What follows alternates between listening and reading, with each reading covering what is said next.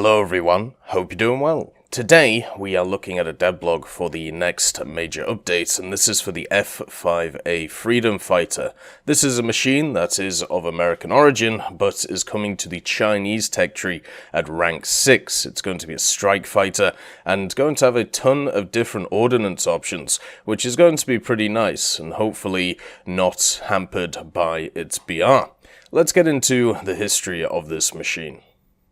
In the 50s, Northrop Corporation had a group of specialists starting to develop a light, multi-role short-range support fighter on their own initiative that could take off and also land on short runways.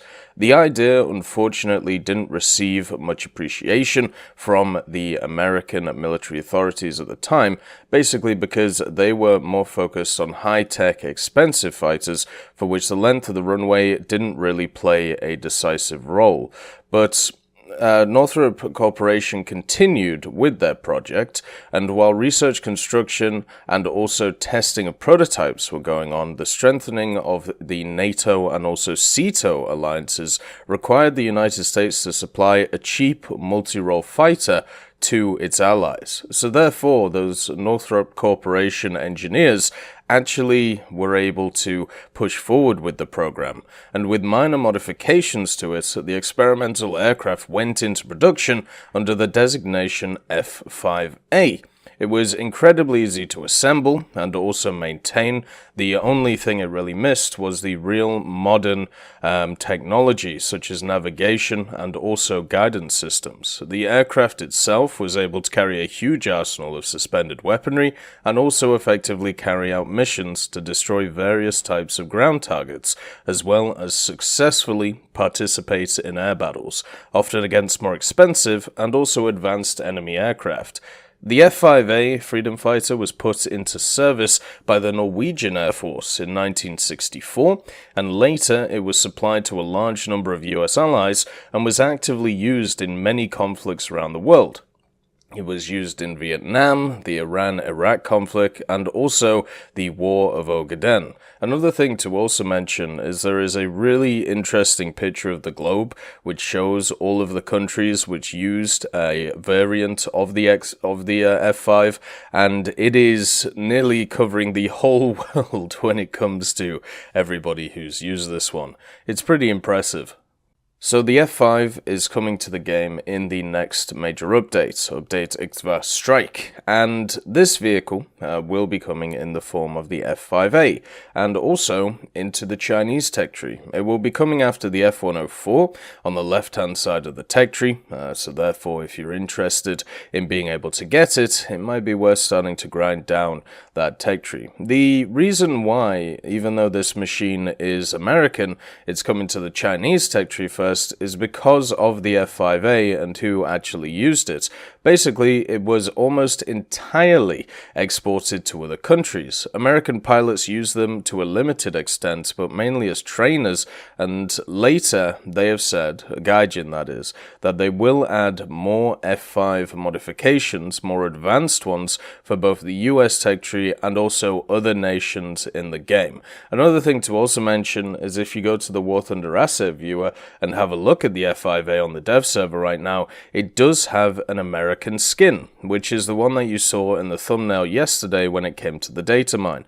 The main reason why a lot of vehicles actually have their, let's call them home nation skins, is just how the system works. So the F-5A could easily be added to the Americans if they wanted to. I don't think it should though. I think giving this vehicle to other nations to make them a little bit more unique would be the way to go, especially since more variants are going to be added to the American tech tree. One of the things to note is America already has a ton of jets. They have a ton of stuff, and also they could add even more into the tech tree that they already have.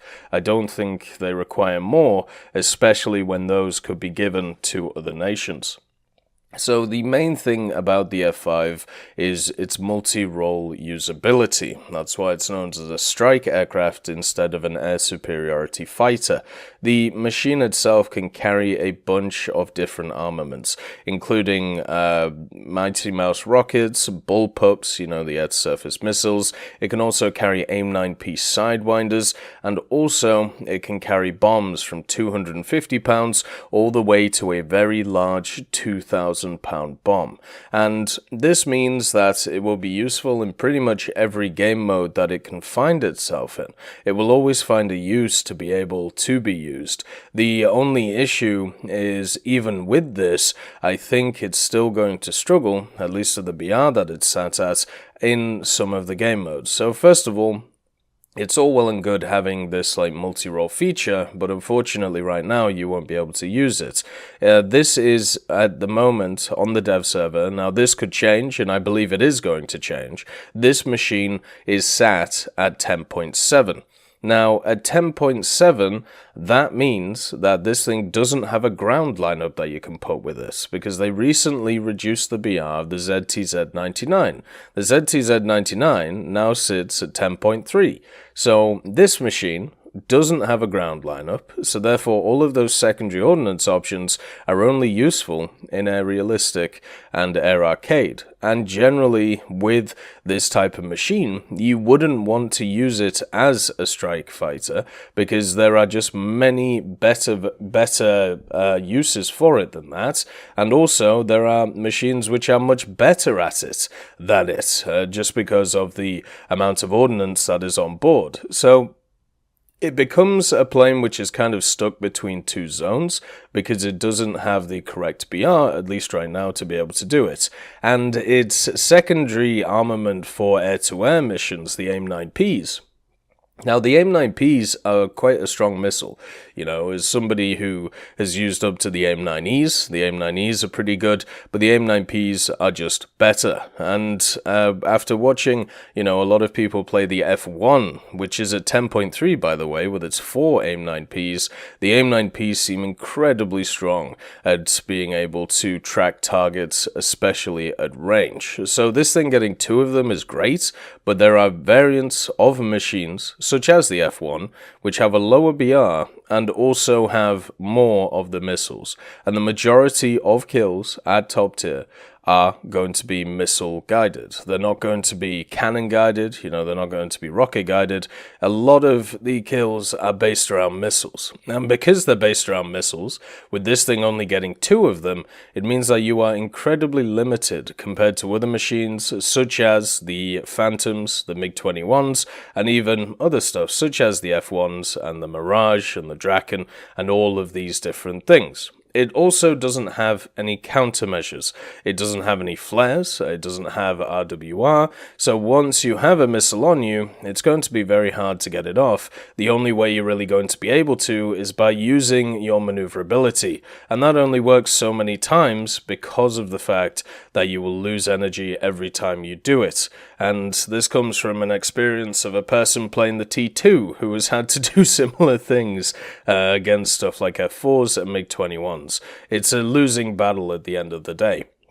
One of the other armaments this thing has is it does have rapid-fire 20mm cannons. It has 2 of them in the nose. These are going to be very useful, especially when you run out of that missile armament. And also they'll be useful in ground because they will be able to penetrate the top of MBTs, especially the engine decks, and just go straight through them. So that will be incredibly nice for it. One of the things that is not talked about in the devblog, but was definitely noticeable on the dev server, was the engine power. Now, I'm not sure if it had its engine power modeled correctly, but the machine itself did feel like it didn't accelerate great for a 10.7 vehicle.